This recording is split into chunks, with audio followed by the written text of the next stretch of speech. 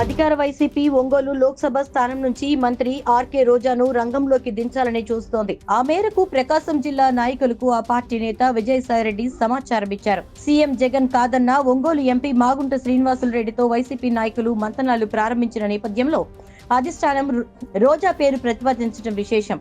తాను పెట్టిన షరతులకు అంగీకరించని ఎంపీ మాగుంటకు తిరిగి టికెట్ ఇచ్చేది లేదని జగన్ తేల్చి చెప్పిన విషయం తెలిసిందే. ఆ తర్వాత కూడా మాగుంటకు టికెట్ ఇప్పించేందుకు మాజీ మంత్రి బాలినేని ప్రయత్నించి విఫలమయ్యారు.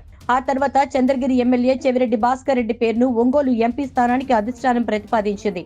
అయితే బాలినేనితో సహా జిల్లాల్లోని నాయకులు అందరూ చెవిరెడ్డిని వ్యతిరేకించారు.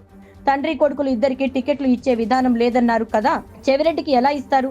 అలాగైతే నా కుమారుడు ప్రణీత్ రెడ్డి కూడా పోటీకి సిద్ధంగా ఉన్నాడు అని విజయసాయి సజ్జలతో బాలినేని అన్నట్లు సమాచారం. మరోవైపు శుక్రవారం ఒంగోలులో మాగుంటతో మరోసారి బాలినేని దర్శి ఇన్ఛార్జ్ బూచేపల్లి శివప్రసాద్ రెడ్డి భేటీ అయ్యారు. లోక్సభ పరిధిలో అసెంబ్లీల నుంచి పోటీ చేయబోతున్న నాయకులు సీఎం ని కలవాలి, ఎంపీ మాగుంటకు టికెట్ ఇచ్చే విషయాన్ని పరిశీలించాలని కోరాలి అన్న ఆలోచన చేశారు. అయితే ఆ బృందానికి ఎవరు నాయకత్వం వహించాలన్న విషయం దగ్గరే మీమాంస మొదలైంది.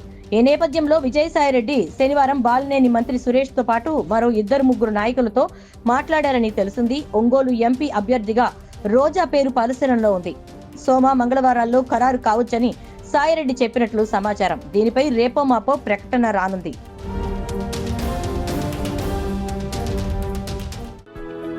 For more interesting updates, do like, share and subscribe to Volga News.